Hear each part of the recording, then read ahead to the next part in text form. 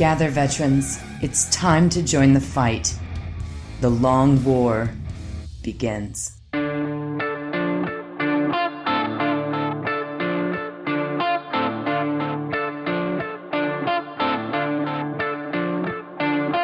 This is The Long War.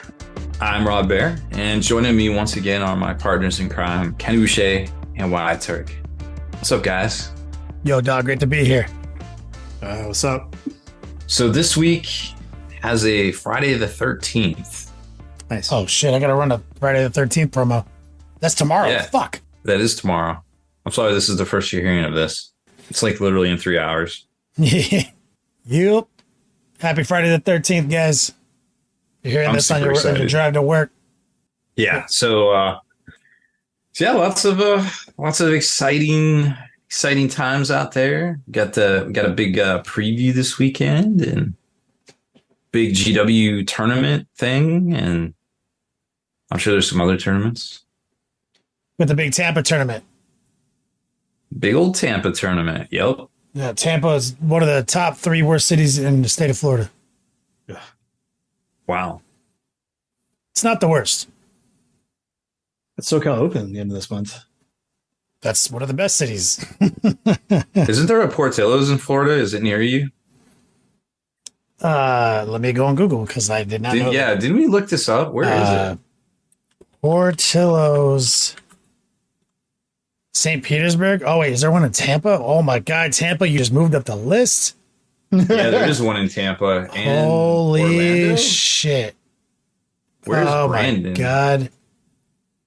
I'm looking at the whole Portillo's in Florida situation. Yeah, it's mostly there between Tampa Orlando, and Tampa, and Tampa. There's one in both.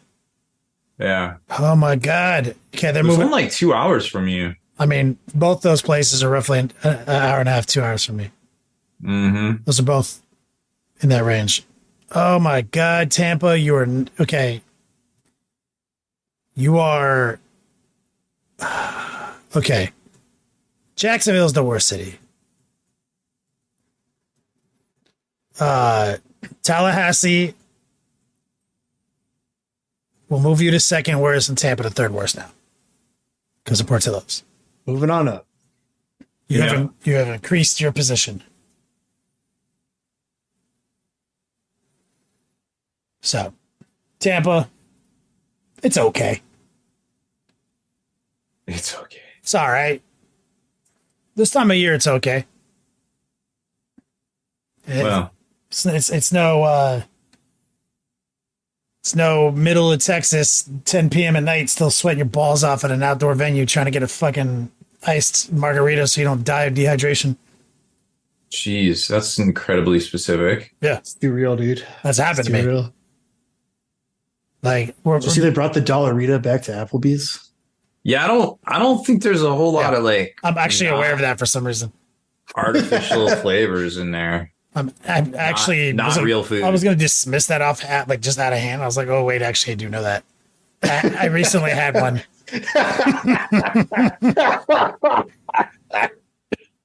Oh my God, dude. I found myself at the fucking Applebee's in Inverness in Citrus County, and I actually consumed one of those recently. That's fantastic. Got hit on by a 79-year-old lady. When I say hit on, I'm just keeping it real casual here with the details of this discussion, but it was That's fair. it was extreme. I'm pretty sure there's I feel like that's for a different podcast. There's a 79-year-old lady in Citrus County who 100% believes we're going on a cruise together. Man. And dollar margaritas were involved. Man. Fair enough. Yep. Fair enough. Well, I led us on a journey there. I apologize. You don't have to apologize for anything, man. We got a lot to talk about. Table of contents. We definitely do. Rob Bear has. I was wrong. Rob Bear, I want to apologize. he just, goddamn it, this guy and his fucking titles. For some reason, he wants the headline to be he was wrong. And I'm sorry. And he's sorry. Even though he wasn't wrong and he isn't sorry, and it's going to be a bit. No, I am. I was wrong and I am sorry. He's got his ukulele ready for the apology video. Okay. So he's going to be totally sincere, and there's not going to be any kind of like gaslighty language to it at all. It's going to be totally sincere. Yeah. Okay. Well, after that, we're going to have a fun little discussion about the state of 10th edition, and we're going to make some hard comparisons and put Rob on the spotlight as well. We're going to interrogate his ass, as a matter of fact. I don't care for any of that. I can out interrogate you. You interrogate me all the time. No, but like when you're trying to interrogate me, like I just don't care. I don't have to answer. I just talk about something else. Yeah. That's why we rehearsed it. And if you want to check out the rehearsal, check out the after hours content on the paywall. But anyway, an interrogation technique is just to not say anything, and then like the person like feels like they have to fill the air, and I just that's why we're going to waterboard you. Yeah, we're going to just. That's something different. Wait, are lizards amphibian? Well, I mean, he doesn't have gills. Is he a salamander or is he like We'll find out. There's only one way to find out. Live on air. Let's swim great. So let's roll out to our award-winning segment. Roll out to Wyatt's Cave of Wonders and touch nothing but the lamp. Would you rather have your favorite TV series have a unsatisfying yet conclusive end, or a really good cliffhanger that will never be resolved?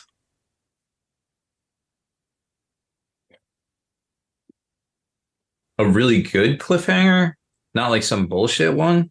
Like an exciting one, like really juicy. Not like Dr. Samuel Beckett never made it home. Who's that? Because that was not an exciting cliffhanger. Is that Quantum Leap? Yes. Yeah. That was the opposite. That was 1990s. So back, unsatisfied. Right? Has there ever been a satisfying variant here? I was not fulfilled. Like, okay, so what you're saying is it doesn't wrap it up. Like, it's not wrapped up. Yeah, like the way that it ends on a cliffhanger as if the show is going to continue, but it never does. So like unresolved. Yes, okay. So like it got canceled basically. But it was still a hype ass episode, and you're waiting for season 3 to come out, and it's never going to come out. Yes. So season 3 is never coming out. Or it wraps up, they tie up all the loose ends. It is conclusive, but unsatisfying. But unsatisfying because, like, for example, everyone dies. Who knows? I think a good example of this done correctly is the latest Indiana Jones movie. If you've seen it, we haven't. That was probably done in a satisfying cliffhanger. Like there could be another movie, or there might not be, but it was still good. I don't care either way. It was a good movie. That's not the feeling you're going to get from this, Rob. That's some bullshit. You're missing the point. The cliffhanger is as if there would be a continuation of it. Like, ooh, I can't wait to see what Jon Snow's gonna do. But that's exactly Game of Thrones it. canceled. That is what happened in Indiana Jones. Like there could be another one. No. There can never be another one, is what he's saying. But there could also never be. Like they come out tomorrow and they announce the IP has been sold to Kenny Boucher, and Kenny Boucher is like, this is never gonna get made, and I take a shit on it. And so now you know that the thing you just watched that you thought there might be another one, you know for sure is never getting made. And that would be fine with Indiana. I'll be like, yo, okay, it's got 5. So kind of seems like that's what you prefer. I guess so. Now that's. I was just saying a good example would be that. I don't want to spoil it for anybody. See, I kind of feel like I'd go that route too, just because like it also provides me with a lot of entertainment, speculation and like it also almost creates jobs, like fan speculation and like blogs and everything, like. Angel season 5. It's like my favorite season of television ever. Like I fucking remember where I was the day I watched that episode, the final episode. Like I was like driving to Colorado from Miami. Like I was like, that's the day I left South Florida forever, and I swung by Gainesville for the night, hang out with a friend, and he had fucking TiVo'd it or some shit, and we watched it. Like, that was like, this is gonna be so fucking ill, son. 2023 now. I have watched that season 100 times. I've watched that episode 100 times. I've speculated on that fucking episode 1,000 times. I have read comics about the episode. I have fucking gotten into fan lore on that episode. It has provided me with 20 years of entertainment. 19 years of entertainment. Whereas if it was just like a good wrapped up conclusion, it wouldn't have. I would have never talked about it again. So I kind of prefer, also, but for a different set of reasons. Because I feel like it can continue in my heart. Man. Yeah. Porn. You know, some people in chat make a good point. I might have a fond memory of that because I was literally leaving Florida. So I might have trauma bonded with Angels season 5.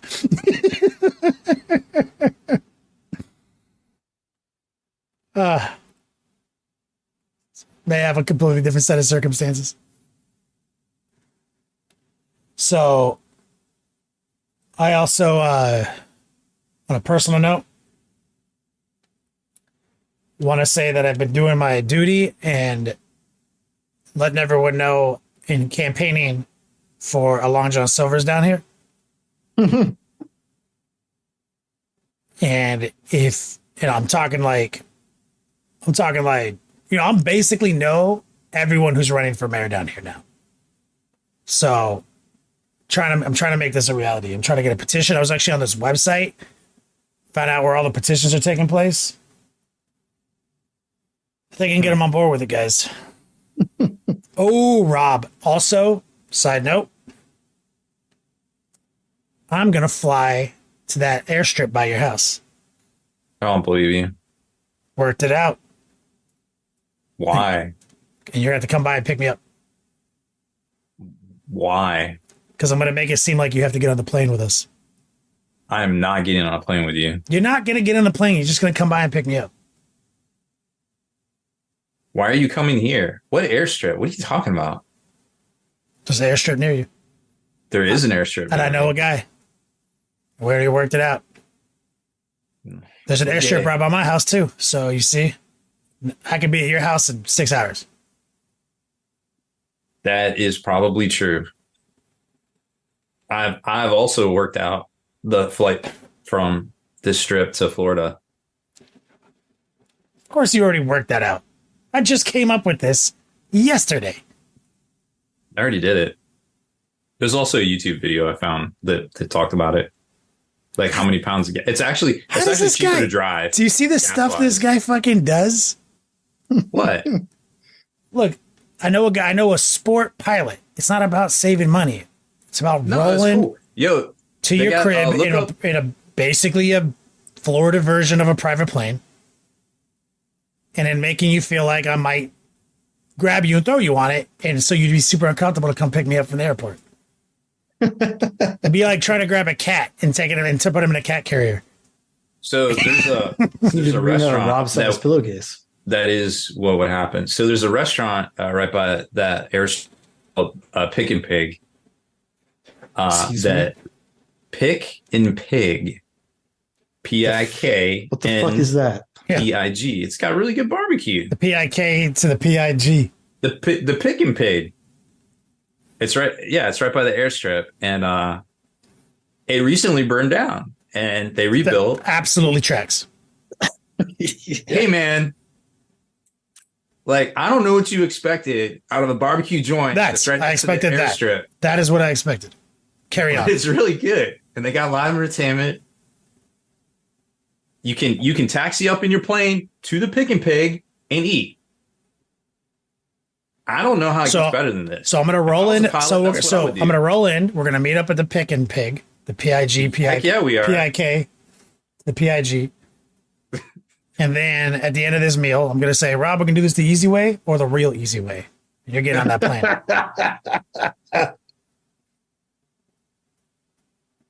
I get scrappy, dude. You don't want to. Oh, I know. You're exactly like a cat. Just trying to put a cat in a carrier is almost impossible without getting scratched. My atomic mass becomes like 4. Oh, I've grabbed you. You get all heavy and shit. It's weird. I've grabbed your ass before.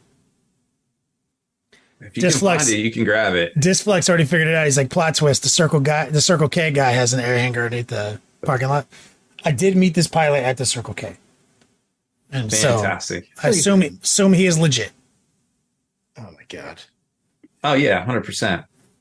All right, Rob, let's do some news. Sorry for derailing us so much on that. Hey, I'm just glad I got to bring up the picking pig. No. I just just Googled it. It looks awful. How dare you? Oh my God. How dare you?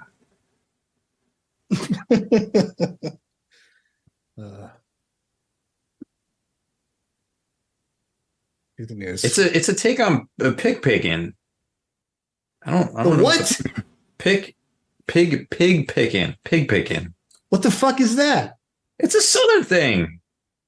You go to a pig pen and you pick out the pig you want to eat? Yeah. Ugh. Pig picking. The one that has the least amount of shit on its butt. If I had to pick, Pigs are pretty smart. Anyways. Yeah. That makes it worse. That makes me want to eat them less. What do we got?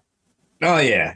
New GW, because why wouldn't there be new GW? So, new Games Workshop releases hitting pre-order this Saturday. We've got the Warhammer exclusive. So this is a bit of a weird one. If you wanted that Leagues of Votann Ancestors' Wrath exclusive miniature for Warhammer Day, to order it online is actually going to be weird because it's going to be like Monday the 5th or something of November. I forget exactly what they said.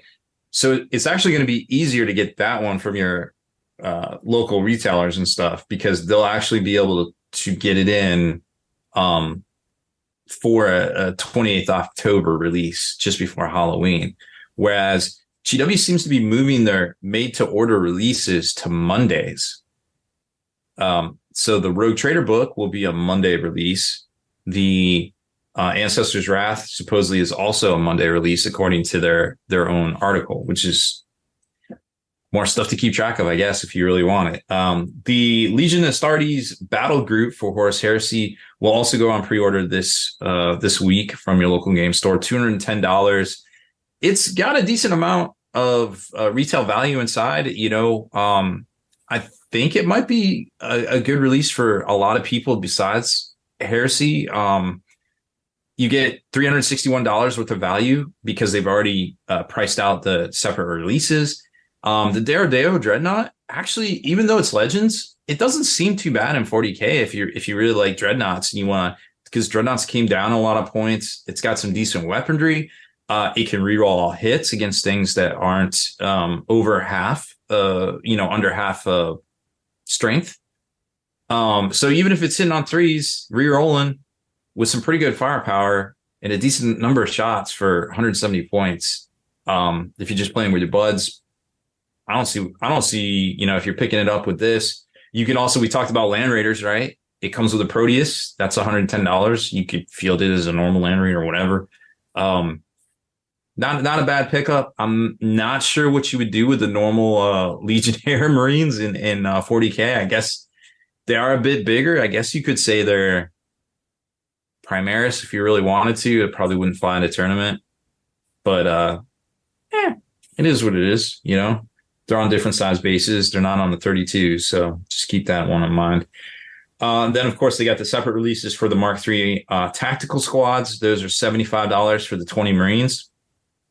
And then the Derodeo itself is $80.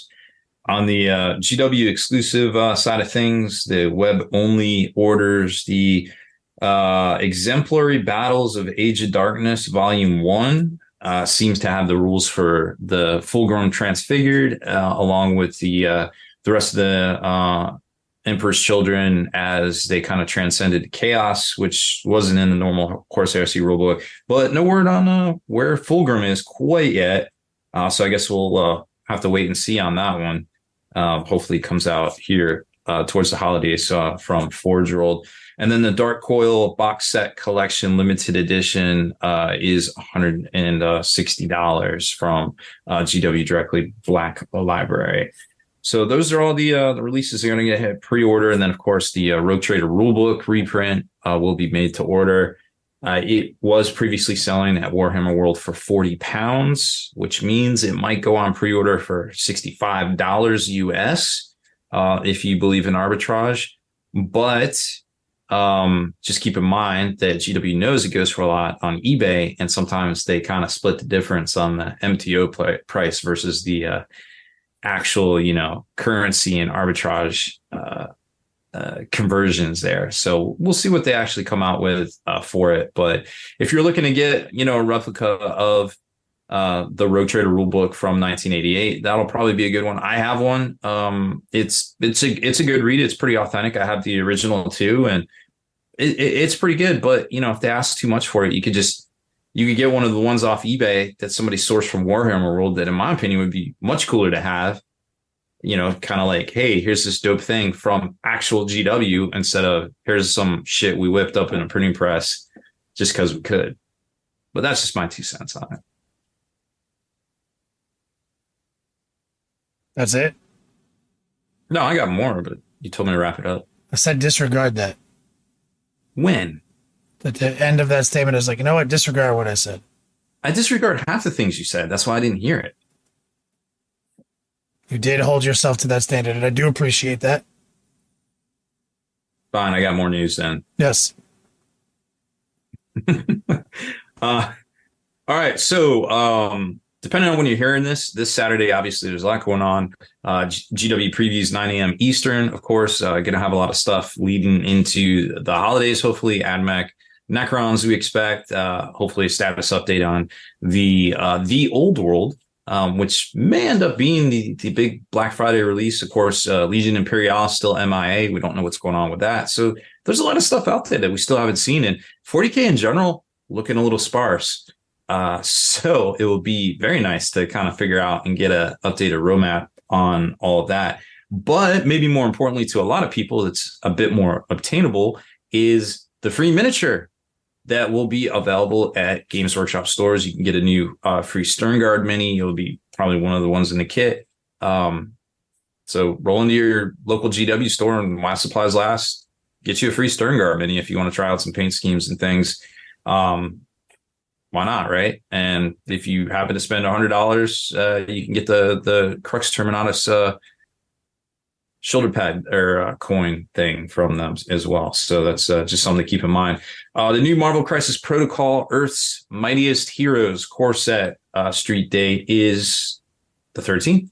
So I got mine. It's a cool box. It's out of boxing experience is very nice. Everything has a place inside the box as you open it up and kind of go through it. The miniatures look to be way more well done than the original core set in 2019. And the one thing that I noticed that I didn't expect was that the mission cards are tarot card size. They lost their alphabetical designation. I think it was A through H now I think we're up to. And they just give you the measurements on a tarot card, very similar to Shatterpoint. And they're like, here you go. And I was like, a little confused at first. And I was like, I don't know how I feel. I still don't know how I feel about it, but it's not a bad thing, I suppose. So just kind of keep that in mind. Nobody was really talking about it, and it just kind of hit me. And I was like, what the hell is this? So, but I noticed the weirdest things sometimes, I suppose. Cool, very cool box. Definitely worth picking up if you're even thinking about playing Marvel Crisis Protocol.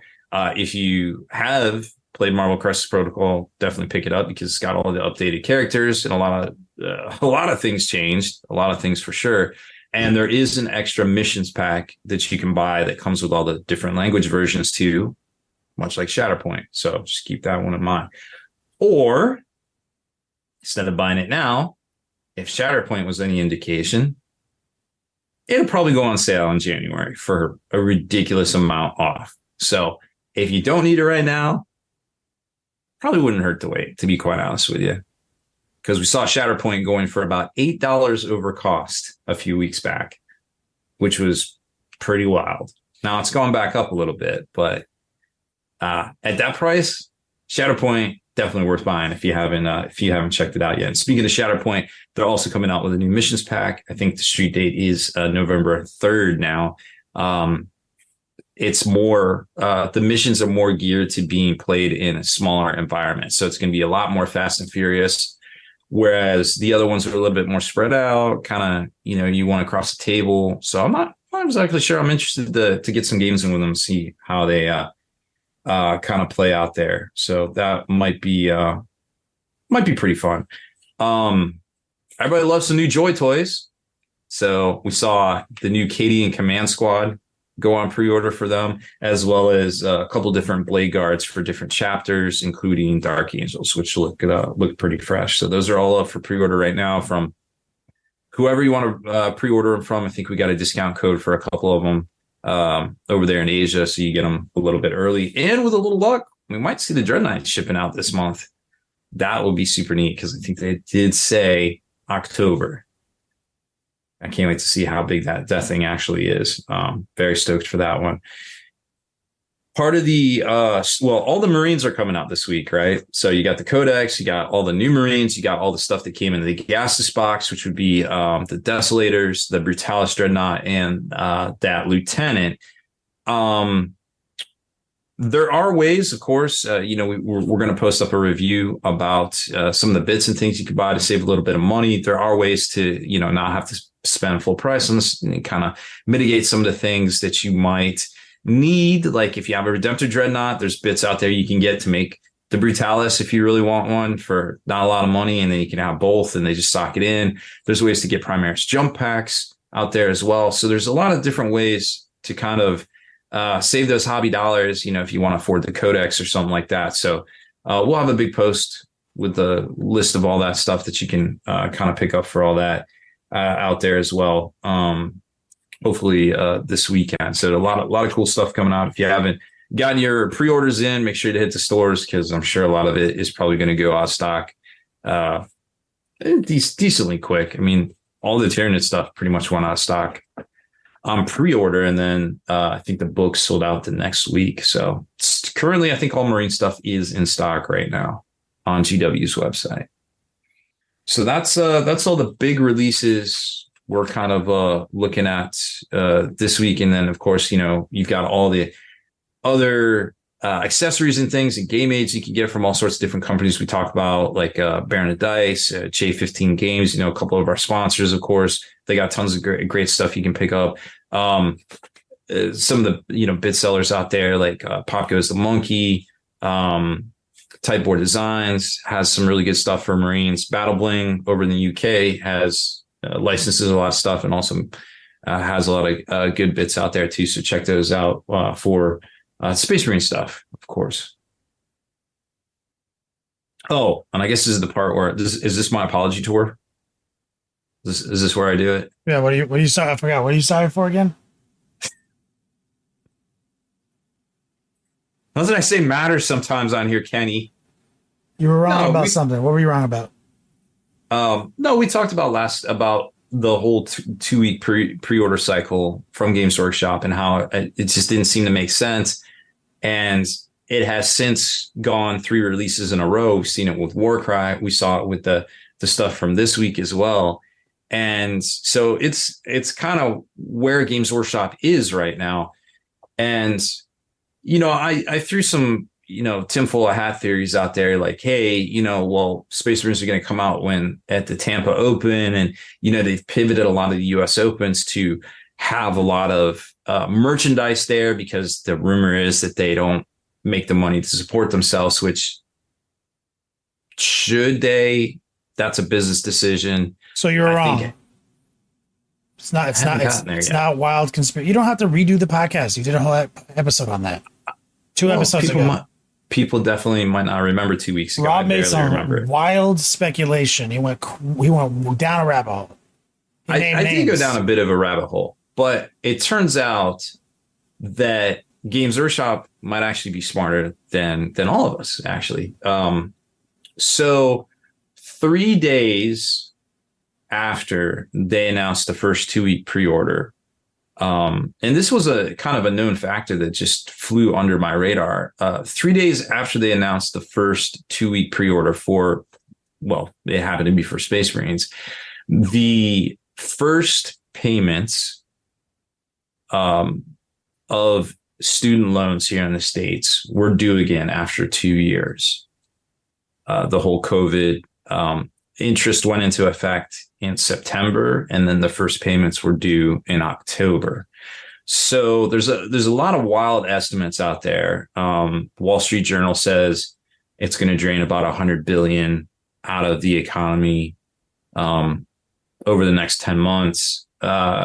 You could make the argument. I think stats say that 30 million Americans will owe up to $400 per month again, which would put it at 12 billion a month just disappeared out of the economy. And all of this kind of coincided around a lot of businesses and game stores hit me up like, yo, what's going on? What's going on? What's going on? And it started around the end of September. And I was like, I don't know. I mean, it's just slow. We should be ramping up. You know, normally middle of October, we ramped back up. Maybe we shouldn't ramp up. Maybe we're not going to ramp up. And that doesn't even, that, I mean, and that sounds super reasonable because like the whole time, you know, we've been in business for like 13 or you're 14 years, I'm 13 years. Like we're looking at just simple things like, oh, it's payday weekend. It's payday week. Oh, we can expect, we would promote in certain ways based on just very simple things like, oh, well, Sure. This is when you pay rent. This is when you get the middle of the month paycheck. Yep. So we always try to like, think about that. You know, and we're peanuts. We're small potatoes. You know what I'm saying? And I'm like, oh, wait, a thing that would affect 30 million Americans who are exactly in your demographic of age. Yes. For your company, entire company. Oh, yeah, you know what? That actually makes a lot of fucking sense that you'd have to. Yeah. Yeah. It's rumored that the core demographic customer for Games Workshop is 26 to 34-year-olds, which I would imagine many of them just had to start paying back their loans again. And if it's a double, you know, household, you know, you're talking maybe that's $800 a month just disappeared out of that household, right? Like, yeah. So that's definitely something to keep in mind as a business owner or as a content creator or what have you, game store owner, like, hey, why is it so slow? Now, don't get me wrong. I've talked with several businesses that are like, no, we're still going. And it makes sense for what they sell because it isn't exactly, you know, it's more on the consumable side, right? So just kind of keep that in mind, you know, like, I mean, I wouldn't put it past GW to know. I mean, we saw Amazon have their big second Prime Day in a year, right in the middle of all this, right? So no, I think this actually sounds incredibly reasonable and not tinfoily. Like, I think it's shocking that a $300 million company like was like, oh shit, look, we should look at this thing that's happening to one of our primary sales ports, and like, biggest market. Like, you know what? Let's do some high level math on that. Okay, cool. This makes sense. It makes sense. Let's throttle it. Let's pump the brakes a little bit. Let's give people an opportunity to kind of spread out, reconfigure. Yeah. We'll go to a 2-week pre-order, perhaps. Yeah, this actually sounds very reasonable when you actually break it down like that. I have zero proof, except for an extraordinary amount of coincidences all happening at once, which generally aren't coincidences. But it made sense to everybody I talked to. So we'll kind of see. We'll see if they keep it up. We'll see how the economy responds. You know, did I talk about the commerce survey I got? I don't know what that means. So normally you get these things in the mail from the government. Oh yeah. Like, where they said that you, God, what was it? God, you did bring this up. It was ridiculous. Yeah, normally they're like your response is mandatory. You have to fill this out. Oh yeah, did you have to lay anybody off and shit like that? Yeah. And then they were like asking a lot of loaded questions about the economy, and then they asked them again what I thought for the next 6 months, and it was all for a certain range of dates leading up to the October 2nd thing, which I didn't realize at the time any of this. It completely passed under my radar, probably because I don't have student loans. But yeah, this is a thing. I talked to a lot of people about it, and they're like, yeah, I throttled back. You can Google it; it's out there. Like a lot of sites talking about it, a lot of mainstream news. They're all kind of conflicted in their predictions, but it's here. All right. Well, let's hear from our sponsors real quick. Then let's jump into our final segment for tonight's show. For the best game aids and peripheral tools for wargaming, check out our friend J15Games.com. From wound counters and dials to faction rule trackers, these are the coolest tools out there. Designed to be functional and intuitive, these tools help you stay organized and speed up your game. Their flagship product, the Nesting, Movement, and Combat tool, is absolutely amazing. A magnetized measuring widget that splits into 3 different size tools for every situation. And you can get it in 8 different colors. J15 also offers custom ordered dice trays made from hardwood and leather. Check them out at j15games.com. That's j15games.com. baronofdice.com, the official dice sponsor of the Long War podcast. Use promo code LONGWAR5 for 5% off. If you're looking for a superior dice manufacturer, then look no further than Baron of Dice. Custom artwork, faction representation, and crisp razor edge square dice. Remember to use promo code LONGWAR5. Again, that's baronofdice.com, the official dice sponsor of this podcast. All right, we're back. So earlier today, Wyatt and I were talking on our tactics show, which is mostly us talking about things that aren't 40K tactics these days. Seeing as neither of us would actually play Warhammer 40K 10th edition due to all sorts of circumstances, which has got us. I didn't want to bring that up during the pregame. No, it's important. Too. It's it brings us up. It brings up a lot of points that, how we were feeling about the game. And I think Wyatt just said something simple. He was just like, man, I don't know if I've ever felt like this about the game state before, where I just I just don't want to play right now, this and that. And we just started talking about well, it's not as bad as it's we've had worse. What is it? And then we started talking about something that Rob said all the way back in the day when he was trying to guess and pinpoint the actual release date of 10th before we knew the actual date. And he said it's going to be kind of a dicey month because Diablo 4 is going to drop. Then Armor Core is going to drop. Then these other 2 game systems are going to drop. Starfield is going to drop right after all that. Fucking Street Fighter 6 is going to drop. There's a lot of fucking things dropped. And they're going to be competing for our attention. Rob said all that. And those things have literally been competing for my attention, for me personally. 100%. And so it got me thinking about well, GW's never had a perfect release, for sure, for a new edition. Now, with kind of how the economy is going, especially with some of the stuff Rob just talked about with student loans and everything and the general situation, it kind of is the worst time ever to not have a perfect launch for Games Workshop. With I could see that. How willing I am to be distracted. How willing all of us are. And me and Wyatt are not alone in the fact that we have lots of friends who are yeah, I haven't played yet. I've got more friends than I can believe than ever before, including myself, that haven't even played a game at 10th yet. And we're talking friends that I go to national tournaments with more times, more than once a year. Not just casuals off the street. So what about the feeling of this edition caused this? And it's definitely a timing issue. And I do credit Rob for some of the things he said. We got distracted by a lot of things, and GW didn't have a perfect release, which it never has. But 6th edition is definitely worse. And I think it's objectively known. And that's what we started talking about, me and Wyatt. It was it's not worse than 6th, but why does it feel like 6th? It is because, and this is the stance that we took, was because 5th was pretty good. That's why. 5th was pretty good. It had its problems. It ran its course. But it was a very playable tournament edition. It definitely had a ramp-up period because we had some issues with terrain. But by the end of it, it was a very playable, competitive edition of Warhammer 40K that everyone felt good about. And then 6th. And they changed a lot. They changed the fucking... That's when we got The flying mechanics, like remember like a flying demon prince is in the air, not in the air. It's when you got all these new weird things that never existed. They flipped up this. They changed so many. The USR, like you could go combine different types of units with each other. The way they brought out the Ally Matrix, which was the Allies of the Apocalypse. Battle Brothers and Allies of Convenience. So like it changed a lot. So like that's so feeling wise. And I'll turn it over to Wyatt. He mentioned how like I think Ninth was great. And that's kind of a similar thing.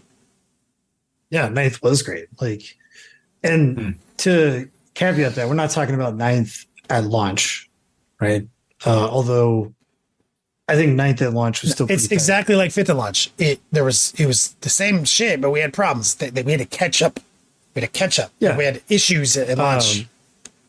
So what I'm referring to is like the state of the game leading up to the 10th reset. It was like probably the best it ever was, like it's ever been. There were times, yes, during 9th edition that things were a little out of hand, but by that time, things have been reined in and we had kind of like the perfect game state. And then we hit this point where Games Workshop is like, well, it's that time. We got to put out a new edition. And we just now are in this 10th edition thing. And like, there are good quality parts of 10th edition that I like. It's just that there's been a number of things like one after the other and kind of a domino effect that has just led to sort of a malaise with 40K that just doesn't feel good. And some stuff is to do with the core rules. Some stuff is to do with the missions. And some stuff is to do with the factions. Like this is the first Space Marine release in probably the entirety that I've played 40K that I just like cannot be bothered to have any like excitement for. And it's the way that things are structured in 10th edition. It just doesn't feel like cool to have your like new Space Marine stuff. The models are tight, no doubt. Like that's not what we're talking about. But like in every new Space Marine release with the codex and stuff, there's always like this new hype stuff that you could do. Pull out your old collection, add to it, start a new collection, whatever it might be. And this time it's just like, it just doesn't feel good. And it has to do with the way that the new detachments work, in that they're kind of like, they're not rules agnostic. It's like that they're like chapter agnostic. And I don't think that chapters should have the sole rights to a detachment because that's too limiting. It's just that like not having chapter specific rules like doesn't make me feel excited about Space Marines. Maybe if you have a generic collection of Space Marines and you don't care about that kind of thing, it doesn't bother you. But like if you are like, your favorite thing about Warhammer is your Blood Angels, or your favorite thing is your Ultramarines, or your Iron Hands, Space Wolves, whatever it might be. All that's been like kind of stripped out, and it just doesn't feel fun anymore. So I don't like that. Mm-hmm. Which brought us to this interesting scenario that we're in, which we haven't been in ever on this podcast, which is Rob is now a material expert because he's played like over 50 games in 10th edition 40K instead of probably sitting like 150 at this point. Like now. Instead of like sitting out most of an edition and saying he hates 40K for most of the 9th edition. Like, I don't know if I said hate. Well, I think that there's just like a different mindset to 40K between us and Rob. And it's like the way that we process information in the game. And we've kind of talked about this before where we've established that Rob is like, he wants to know or have easy access to like all rules all the time and have that be easily digestible. Whereas you and I are like, I know my rules. And if I have a question, I'll just ask my opponent. Like, I don't need to know everything about it. I barely need to know what my units do. I just need to know. I don't even need to know what my army does. I just need to know what the units I brought do. Like, yeah, I mean, that's kind of where I'm at still. No, but so what my point though is like Rob, his concerns or the things he mentioned earlier in the After Hours show are very similar to like if you took the opposite of what he said, that was very similar to the complaint a lot of people did have at ninth. Remember, we spent a lot of ninth, Wyatt, telling people like, yo, just like get good, scrub. You know what I mean? Like, fucking, you got to jump into a Facebook group. You got to fucking throw yourself into this. It's 15 hours a week. This is a part-time job. Like, staying up with the meta, jumping into the middle edition, this shit is not casual. Like, it's the state of the game. So, obviously, the access point to where ninth was at that moment was a lot and quite overwhelming for someone off the street. And that's kind of like the opposite of what Rob is saying about 10th. Like he's like, he's like, oh, well, shit, I can jump right in. Now, I don't know if that's actually a 10th edition's thing or the fact that the edition just started. So we don't have 3 years of lattice work. I have a feeling it's going to end up being the second one. Like, you know what I'm saying? It's going to inevitably come to that point. Like, yeah. Where there's not as much faction data that's going to be out there because everything has been stripped down and simplified, but it is going to be there. It's going to get there. So, yeah. So, I mean, it's already there in most cases. Only time will tell if it's actually less bloated than ninth by after a year or two. But it does make sense. The game is absolutely less bloated than ninth. No fucking doubt. I cannot. And I happen to believe that I also feel a bit of a 40K malaise. And I think for me, it's very simple.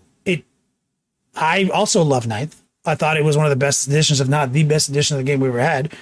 I would have liked 10th edition to be like 9.5. Like, an index reset's fine. That's great. But, man, we already workshopped the fuck out of some of these rules, interactions, and stuff. Let's just rewrite them with less words now and put some fucking new values to them so that a new player can walk into this fucking game system. Like, that's kind of like where my malaise comes from, but also to Rob's point. I got into Diablo 4. I got into some other fucking IPs. I got distracted, and perfect time for me to get distracted and not look at 40K. You know what I'm saying? But this is the part where I want to shine it on Rob based on like some of the stuff you said earlier. Like, Rob, why do you like 10th edition more than 9th edition? Core rules. What about the rules for you makes it a better edition of the game? Well, I guess for me, it's more just easy. It's simplistic. Everything is, it's on the tin. Like, it's all right there. There isn't a whole lot of like, what is this? What is that? Like, the timing is generally written out well. So would it be fair to say like less keywords, more USRs is a part of your happiness factor there? Like, and the USRs being clearly stated on the data card and not referenced on page 16. Well, I mean, some of them you have to look up, I guess, but they're. Oh shit! I have the app. I'm sorry. Page. Yeah, I was gonna say, like, I think we're even on launch to like the same level of like not knowing what stuff does in 9th edition to make that kind of the point of like rules bloat, like too many rules bloat. It's like a dog whistle. Like, it doesn't mean anything. It's just people whining to whine, because it's like there's simply too much information, even at like the most basic form of this game, stripped down to its bare bones, to where like, unless you are the type of person that has that instant recall eidetic memory, you can't memorize everything in this game. Now, the app is a great tool for referencing stuff very quickly that everybody should have access to. But like, Rob, without any external aid, what's the data slate ability of like Von Ryan's Leapers? I don't know. Yeah, like what's the data sheet ability of Striking? I imagine they move. If I had to guess, I'd be like, yo, they move 9 or 10 and no, I don't. I mean, like, their unique ability. Oh, I don't know. Not like their stat line, because stat lines is, well, I mean, that's another one. It's just like, it's impossible to memorize every single stat line of every single unit and every single. I mean, what are their special abilities? Like, they have keywords or something? No, like every data sheet has an ability or multiple abilities. That's like bespoke to I get what you're saying. And so that before was keywords, that tied into army rules that they've just been broken up into different Now spaces. it's just like, some stuff on the card. Yeah, that definitely makes it easier. Like I think it is. It's easier to reference all that information than it was in the post edition, or the previous edition. But like this edition of rules is basically the same amount of unknowable information. It's not less. It's not less. I think GW actually did a good. Actually, was pretty accurate with their statement. Like as you guys said, it was like simplified but not simple. It's definitely not a simple fucking game. No, it's not somehow simpler than it once was. Like it's still pretty. Like almost a lot of the rules are very similar to Ninth. It's just, and I would say almost exclusively the simplification has occurred in your ability to reference these rules. Like that's like, oh, it's all right here. That like, and also the departure from keywords. Absolutely. When we had two lines of keywords, like faction keywords and keywords. Yeah. And that got a little funny sometimes, where it led to me playing things wrong more than once. And other people, but like, whatever. It's I don't keywords, whatever, USRs, whatever. But Rob absolutely has something when he says like, fucking the game's just easier for me to start playing. Like, yeah, I think it really is. I mean, just from the army construction standpoint to the, hey, let me get it on the table. Oh, okay. So here's all my stuff in reserves. These are all the characters in the squads. If you're not playing knights, I suppose. And then like, what else is there? Flip some missions. You made some good points too about the missions. You said flipping cards and fixed, right? So when you play fixed, you have less total achievable. Is that accurate? You mean secondaries? Yeah, secondaries. I mean, some of them are worth more if you take them that way, but you're only picking from a pool of like 5 to 9 cards, I think. So it really just lets you do two different things. I don't even. It's just like the game aid of physically flipping cards is absolutely, I can see because me and Wyatt, we just had that shit memorized, dude. Like we had like all the secondaries in our head, dude. Like we had all that. And then anytime they change some shit in one of these like fucking FAQs or balance updates, we memorized it. Like, but that's like, I can see where someone off the street. So I think it's clear that 10th edition is not the worst edition of 40K, even though me and Wyatt are fans of it. Yeah, and like I said, there are really, really good, like, not even close to the worst of ideas in 10th edition. The quick reference of anything and everything is fantastic. Like that should have been a thing years and years ago. The ease to like set up the table is awesome. Love that. I even like the detachments. I do. It's just the way that things have been implemented, where you have like an army rule, and then you have a detachment rule, and then you have all of the datasheet abilities, has stripped out a lot of the like individuality of the subfactions within things, or like the flavor of your army. And that has made it to where it's just not as like exciting to work with stuff. I've seen other people say that, like, and it's true. Like the Blood Angels detachment is not Blood Angels. It ain't nothing. It's literally. Well, no, that's just to get you by till the Blood Angel. And then now the new codex has dropped, and all these detachments. That's what we just talked about. When this codex has dropped, and it's literally, but like, oh well, this is definitely like kind of the White Scars attachment, and that's fine.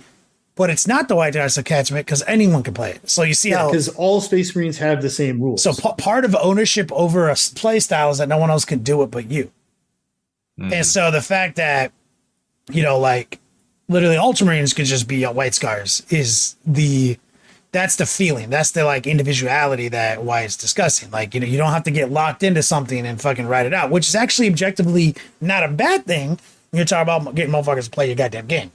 You know what I mean? Yeah, as like a new person getting into the game thing, I think it's cool that the detachments is like, you put all your guys in this detachment and this is the rule they get. Mm-hmm. I think there's a compromise. There's a happy medium with subfactions where it's like you have a subfaction rule and then you have a detachment rule, and you can go that way. And then like there becomes the sort of matrix of like, well, do I want to have my Ultramarines rule paired with the Iron Storm detachment rule, or et cetera? Like, all that kind of stuff. And that opens up the fun, like kind of scheming part of building your army. That is one of the main reasons that 40K is so fun and addicting, is you get to like scheme with the boys and come up with all these cool things and these new lists and test that stuff out and try it. Whereas now it's just like, I have like Ultramarines characters and that's it. And if you're unfortunate enough to have like one or no characters, or like a small number of characters, and those characters suck because of, GW like spun the fucking wheel and said that Cave on Strike is dog shit this edition, that feels really bad. And it's like, it's almost like you're, before you were rewarded for like, Raven Guard are my dudes, I'm going to paint up my guys in Raven Guard and like do all this cool stuff. You were rewarded for that by having a unique thing that only Raven Guard could do. Whereas now you're kind of like punished for it. Oh yeah, there is no reward. No, you literally are punished for it, like, because you got to keep doing that. No, so I see it's just a different mindset, but like doesn't mean I can't adapt. And the malaise, I think, is a timing issue. Like, I had other things to do. I had other things that were interesting to me at the time, where normally I would fucking be like, fuck it, let's go. Because, like, you're right. Like, the scheming phase feels less complex to me, and that's kind of one of the things I get dick hard to. I miss pages of stratagems. I like fucking pages of stratagems. I like to pine over them, investigate the combos. I look for combo breakers. I like looking for some fucking wacky shit no one's thought of, and how to implement it in my list in unique and crazy ways. Like that. I like that. I want that. I want complex combos. I want intricate, like, fucking gotcha moments. Like, I want to hit somebody with some shit they never thought they'd see coming, because I came up with it. So like, I'm not saying that's not there's obviously an element of that into this game, but it's more unit choice based on anything. Like, I like looking for the rules under the hood that let me do some wacky shit, but different mindset. It's like you said, a different mindset. It's a completely different way of playing the game. Because objectively, it's probably better for someone off the street to not have to interact with that. Yeah. And then it's go ahead, Rob. Well, I think they're just watering it down from a development standpoint, to a guy compete with video game standpoint, to a production standpoint. I think all of these things have kind of intersected to give us 10th edition. And in this busy, crazy world, I think it's exactly what they were looking for. If I had to guess. Yeah. Yeah. I think it's incredible that Rob has played so many fucking games of this edition and he's out there playing again. So they did something. This is cool. Like, when's the last time he was the game guy and we were not the game guy? Yeah. I mean, don't get it twisted. Like, if not for these medical issues, I would have steadily been playing 40K this entire time. It's just that, like, I only started feeling this way because of the new Space Marine stuff. Because that's your shit. That's your fucking... Yeah, like, if you hate Space Marines, like, whatever, go touch grass. But for a lot of people, Space Marines are the reason they play 40K. Like, that's our crack. And even if I haven't played Ultramarines in a long time, there's always that, like, oh, Space Marines getting new rules. You pull out the old Whoopee, the old faithful warm blanket that is your Space Marine collections, and you get excited for that stuff. And this is the first time in my memory that I'm like, man, this sucks, because, like, this doesn't feel fun. It doesn't feel cool and exciting and new. It's just like this kind of boring, like, you know what? Part of ownership over, like, a chapter rule is knowing that it can also be bad. Yeah. That's part of it. Like, it's like, the fact that it can also not be good is part of that fucking excitement. When, so while objectively making them all have access to the same set, like, is a better, more balanced state, takes away some of that fucking spiciness. Yeah. And it's like, I forget the actual wording, but, like, there's that old saying that creativity comes from constraint. And so it's like, if the new stuff comes out and people are like, oh, well, the Imperial Fist, their rule like fucking sucks. There's been so many times where that's happened with the chapter rules, but then the people who are like, Imperial Fists are my fucking jam, dude. I'm going to figure out how to make this work. Yeah. From that constraint comes the creativity that gives us these awesome army lists every time nobody expects. Where it's like, if I actually look at this a different way than the surface level, that unlocks this really cool way to play Imperial Fist that nobody ever thought of. Or, insert your chapter here. And this doesn't exist anymore. Iron Warriors. Right? Yeah, Iron Warriors. That's a good example. You mean Iron Hands? No, Iron Warriors. Everybody said Iron Warriors sucked. And then it turns out if you use 3 Lord of Skulls, they don't suck. It's actually rock and roll. Metal like, AF, dog.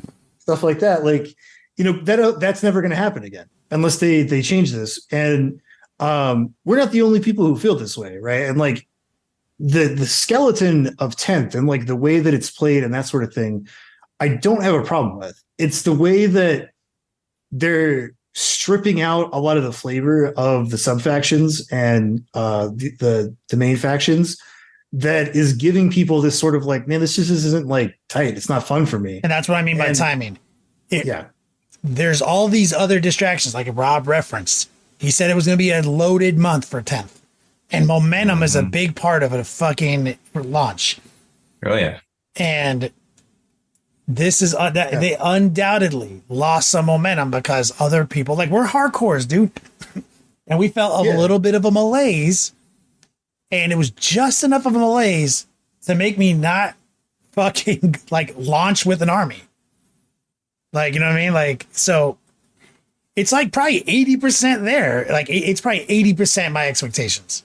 You know what I mean? But like, because of the timing and also my personal feelings on 9th edition. Yeah. That's what takes me so long to start. It's for slightly different reasons, but we're seeing people walk away from the game, and that's not good, right? And that's why it creates that memory recall of 6th edition where people are just like, because we know 6th edition is why Privateer Press is a company today. Right. Like, because we know how Games Workshop rolls, this Space Marine Codex comes out and we're just like, this is the shit on a shingle that we get for the next year or 2 years, or until like, whatever happens. Right. And when people get that feeling, they're like, I hate this. They're just going to walk away because they know nothing's going to change. Like, I'll wait for the next round the bend. Right. And it's got enough people doing that and clamoring for like, man, this kind of sucks. I hope they just like take this one back. Like, roll it back, do something different, that it feels like that 5, 6, 7 turnaround. That's fair. Yep. I agree with you. I mean, for some people it's going to be what they want. Some people it's not going to be what they want. And I guess, at the end of the day, I guess you can play or you cannot play, or wait for your stuff to come out, or wait for the next balanced data slate in December. Obviously, Eldar is a problem. I think some people there's only ever 2 choices. It's play Warhammer or don't. We're just seeing a lot of people choosing don't because it's not fun. Yeah, fuck this game. I'm gonna play Diablo 4. It has nothing to do with Diablo 4. Actually, it's because I don't like 40k anymore. That's not true. Season 2, Diablo 4. Tuesday. Okay, maybe a little true. I mean, it's tough for me to get games in. Like, I want to play Shatterpoint, I want to play MCP, but I know I can always get a game of 40k in. Yeah, that's why you got to play 40k at the end of the day. Like, all this just doesn't matter because at the end of the day, this is the only game. It's the only tabletop game I care about because it's the one that people play. So I don't give a fuck. I played 6th edition. I played a lot of it, dude. I played all the way through it, dog. I struggled through 59-point Eldar Jetbike units. I played it all. Oh yeah, that's another good point. That reminds me that like the balance between these indexes is just like in a really weird place. And yes, tournaments are doing well. Win rates are equalizing, which is good. But there's just still stuff in these books that's causing people frustration and feels bads, and they just don't make sense. Like the fact that Chosen and Corn Berserkers are the same point cost, when Chosen are Oh yeah, that's right. We had a bitch about that. super fucking stacked elite units, and Berserkers are a troop choice. Yeah, this is a call to action. Get on your forums, guys, because it seems like GW, whenever they like most updates and FAQs and point changes are like a result of us complaining loud enough. So our complaint currently is that Chosen, which won London GT, and they also placed twice in the top 10, very popular format. 3 times total in the top 20. Triple Chosen spam. Chosen are the same points as Corn Berserkers. That's an inappropriate. It's inappropriate. Not anywhere near as good. Inappropriate. Yeah. We have brought this up before. We've referenced these kind of things before. So get online, complain about it, please. Complain about it often in lots of places. And then GW might prioritize that, bump it up the list for our world leader homies. And this is not the only instance, right? Like this type of like unit comparison is all over the place across all the factions, right? And the reason I brought this up was that was another thing that I realized thinking about current 40K stuff. It's just like like I just don't like this, is because there's no transparency between Games Workshop and the end user the way there is with other game companies, right? Because if you go to a Q&A section and you point blank ask Games Workshop people like, hey, why are Chosen that can do XYZ 110 points and Corn Berserkers 110 points? This makes no sense. Why? They'll just refuse to tell you. They'll refuse to give you an answer. But other dev studios, if you're like, why did you decide to do this? Or why did you decide to do that? They'll break it down and tell you, or they'll like walk you through the dev process on a whole lot of different things. Like, we decided to do this because, and XYZ, or like when they fix things, they're like, we noticed this interaction, it wasn't working, so we're going to fix it. And this is the way that we're going to fix it. Or based on feedback, they'll say, well, like, we thought this one, plot thing was going to work and you guys just didn't like it. So we're going to go in and we're going to fix that. We're going to change how that works, fix that thing up.